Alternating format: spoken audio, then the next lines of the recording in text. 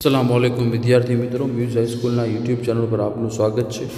ધોરણ 12 વિષય એસ જેની અંદર આપણું કંપનીની સભાઓ ચાલુ છે, જેની અંદર આપણે સીધો 6.3 સભાની નોટિસનો અભ્યાસ કરશું। સભાની નોટિસ કોની કહેવાય? તો નોટિસ એટલે કંપનીની સભામાં હાજર રહેવા હકદાર સભ્ય માટે ડિરેક્ટરને કે અન્ય કોઈ વ્યક્તિને સભા અંગેની જાણકારી આપવા માટે કરવામાં આવતો લેખિત પરિપત્ર।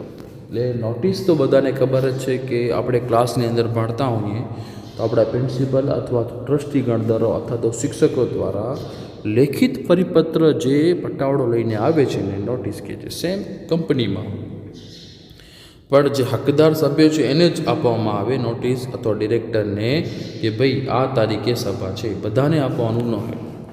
નોટિસના હેતુ તો નોટિસમાં સભા અંગેની પ્રાથમિક માહિતી હોય કે ભાઈ શું કામ સભા રાખી છે। બીજો, આ નોટિસના આધારે સભ્યો સભામાં હાજર રહેવું કે નહીં તે નક્કી કરી શકાય છે। ત્રીજો, સભા અંગે કાર્યસૂચિના એજન્ડા હોય કે કેવી રીતે કરશું, કેમ કરશું, ક્યારે કરશું અને શું કામ કરશું, દેટ્સ વાય।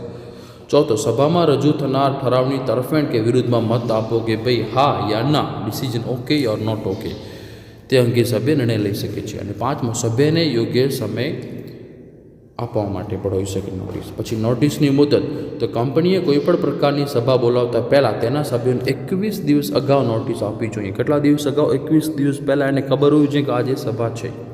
જે લેખિત અથવા નક્કી કરેલા ઇલેક્ટ્રિક માધ્યમથી પણ હોઈ શકે, ઈમેલ, મોબાઈલ અથવા કોમ્પ્યુટર, ઇલેક્ટ્રોનિક માધ્યમથી એના દ્વારા પણ તમે નોટિસ મોકલી શકો છો, અથવા તો પોસ્ટકાર્ડ તો છે જ, અથવા તો જે લેખિત કોઈ પણ સ્વરૂપ।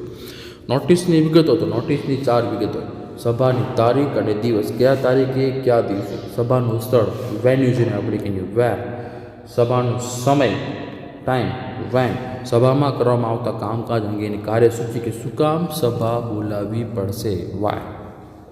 તો આ નોટિસની વિગતો છે। નોટિસ આપવા અંગેની સત્તા કોણ નોટિસ આપી શકે? એ તો કંપનીના ડિરેક્ટરને સભા અંગેની નોટિસ માટે મંજૂરી આપવાની સત્તા છે। કંપનીના સેક્રેટરી જ્યારે આવી નોટિસ પાઠવે ત્યારે નોટિસમાં બોર્ડના હુકમથી એવું લખવું પડે કે ભાઈ બોર્ડ કહી રહ્યું છે શું। એમ તો કંપની સેક્રેટરી લખે, પણ કોના હુકમથી? બોર્ડના હુકમથી। કંપનીમાં મેનેજિંગ ડાયરેક્ટરને આ અંગે જરૂરી સત્તા આપવામાં આવેલ હોવાથી તે પણ નોટિસ આપી શકે છે। જો કંપની લો બોર્ડ કે મધ્યસ્થ સરકાર સભા બોલાવે તો જે તે જવાબદાર અધિકારી તેમના વતી નોટિસ આપી શકે છે। સભાની નોટિસ કોને, ક્યાં અને કેવી રીતે આપી? તો નોટિસ કોને? સભાના દરેક સભ્યને તેમજ મૃત્યુ અથવા નાદાર પામેલ સભ્યના કાનૂની પ્રતિનિધિને નોટિસ મળે। બીજો, કંપનીના ઓડિટર્સ ગણ કંપનીના દરેક ડિરેક્ટરને પણ ઓડિટરને પણ નોટિસ મળે। આવી નોટિસ મેળવવા હકદાર કોઈ પણ વ્યક્તિને નોટિસ મળે। અને સંયુક્ત નામથી શેર ધરાવનાર તેવા કિસ્સામાં સભ્યપત્રકમાં જેનું નામ પ્રથમ હોય તેને નોટિસ મળે। નોટિસ ક્યાં? તો કંપનીની રજિસ્ટર ઓફિસે શેર હોલ્ડરના નોંધાયેલા સરનામે નોટિસ મોકલવામાં આવે, જે તમે સરનામું નોંધાવ્યું હોય તે જગ્યા। નોટિસ કેવી રીતે આપી? ટપાલ દ્વારા, સ્થાનિક વર્તમાનપત્રમાં, જાહેર નોટિસ દ્વારા કે ભાઈ આ રીતે આપણે મિટિંગનું આયોજન કરેલું છે। ત્રીજો, સભાની નોટિસ હાથોહાથ પણ આપી શકાય, હેન્ડ ટુ હેન્ડ જેને કહેવાય। પછી એમ કે જે સભાની નોટિસ અંગે સેક્રેટરીની ફરજો, તો સેક્રેટરીને શું કરવાનું હોય? તો 21 દિવસ પહેલાં એને નોટિસ મોકલવાની હોય, જેની સભામાં હાજર રહેવાનું છે તેને। સભાની નોટિસનો નમૂનો તૈયાર કરો કે ભાઈ આખો સ્ટ્રક્ચર તૈયાર કરવું પડશે।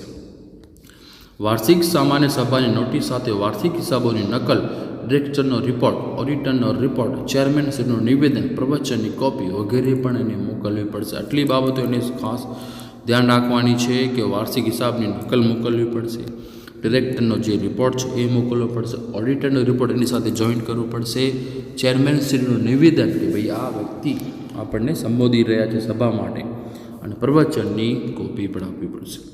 ચોથો, અસામાન્ય સભાની નોટિસ સાથે સમજૂતી દર્શક નિવેદન પણ મોકલવું પડશે।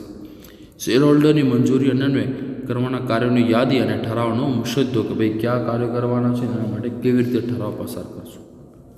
ચેરમેન જે બાબત રજૂ કરે છે। અંતમાં તો જે પ્રમુખ સ્થાનેથી મુદ્દા હોય તો બરાબર એ પણ છે આપણને છે આ સભા નોટિસની અંદર આપણને મોકલવું પડશે। ત્યારબાદ આની અંદર આપણે લઈ લઈશું 6.4 કાર્યસૂચિ। કંપનીના સભામાં જે કાર્યો કરવાના હોય તે કાર્યોને યાદીની કાર્યસૂચિ કહે છે। સભા બોલાવ્યા બાદ જે કાર્યો કરવાના છે એને કહેવાય કાર્યસૂચિ। એટલે કે સભામાં જે કાર્યો હાથ ધરવાના હોય તેનો ક્રમ દર્શાવે તે સભાના એજન્ડા તરીકે પણ ઓળખવામાં આવે છે. પહેલો એજન્ડા, સેકન્ડ, થર્ડ, ફોર્થ, એવી રીતે. હેતુ: કંપની તેની જે તે સભાના સભ્યો નોટિસ સાથે આ કાર્યસૂચિ મોકલે છે, જેથી સભામાં કયા કયા કાર્યો હાથ ધરવાના છે તેની માહિતી સભ્યને મળે. યાદ રાખજો, અગાઉથી સભ્યને ખબર હોવી જોઈએ કે કયા કાર્ય માટે સભા બોલાવવામાં આવી છે. એવું નથી કે એને ખબર જ ન હોય કે શું કામ ભેગા થવાનું છે. સભ્યો પોતાના અભિપ્રાય અંગે ચર્ચા વિચારણા કરી શકે, એટલે જ કે ભાઈ એને નોટિસ 21 દિવસ પહેલાં આપી દેવામાં આવે, પછી એ ડિસિઝનમાં સહમત છે કે નહીં એ પહેલાંથી જ વિચારીને આવે. ધેટ્સ વાય અહીંયા આવીને પછી એને કહેવામાં આવે કે ભાઈ આ આપણે નક્કી કર્યું છે, પછી એ વળી કહેશે કે ના આ વિચારવા માટે ટાઈમ જોઈએ, તો ટાઈમ વેસ્ટ થશે, જેથી સભાની કાર્યવાહી સરળતાથી અને ક્રમશઃ પૂર્ણ થઈ શકે. તેથી એને કોઈ મહત્વનું કાર્ય બાકી રહી જતું નથી, તે બેળાવતું પણ નથી. મહત્વ કાર્યસૂચિનું, તો કાર્યસૂચિ પ્રમાણે હાથ ધરી શકે. બરાબર, યાદ રાખજો, કાર્યસૂચિ દરેક જીવનની અંદર આપણને કાર્યસૂચિ બનાવવી જોઈએ, કયા કામ કયા ટાઈમે કરવા છે તે. બીજું, ક્રમશઃ કાર્ય કરવાની સરળતા અને એકબીજા સાથે જોડાયેલા કાર્યોને સંકલિત પણ કરી શકાય. સભા દરમિયાન ચેરમેન અને સેક્રેટરીની કાર્યસૂચિ પણ પોતાની નોંધ રાખે છે. સેક્રેટરીની ફરજો, તો કંપનીના સંચાલક મંડળ સાથે ચર્ચા વિચારણા કરી કાર્યસૂચિ તૈયાર કરવી પહેલી તો એની ફરજી છે સેક્રેટરી. બીજો, કાર્યસૂચિની પદ્ધતિ નક્કી કરવી કેવી રીતે. ત્રીજો, સભા ચાલુ હોય તે સમય દરમિયાન કાર્યસૂચિમાં દર્શાવેલ અંગે માહિતી અને કાર્યવાહી નોંધ કરવી. મહત્ત્વની બાબત અંગે સભાનું ધ્યાન પર દોરવું. સભા માટે કાનૂની બાબતો અંગે ધ્યાન દોરવું કાયદામાં રહીને. છઠ્ઠો, બેઠક વ્યવસ્થા ગોઠવવી. એજન્ડા અંગે સભા વિગતો માગે તે આપવી. હાજર સભ્યોની સહી લેવી. જે મુસદ્દામાં જરૂરી ફેરફાર હોય તો આખરી ઠરાવ કર્યા બાદ તેની મંજૂરી મેળવી. અને છેલ્લે સભ્યોનો આભાર માનો. થેન્ક્સ સ્પોટ પર સેક્રેટરીને આપવાનું રહેશે. તો વિદ્યાર્થી મિત્રો, આની અંદર આપણે કાર્યસૂચિની પણ અભ્યાસ કરું. નેક્સ્ટ વિડીયોમાં આપણે છે એ સભાની ગઢ સંખ્યાનો અભ્યાસ કરશું.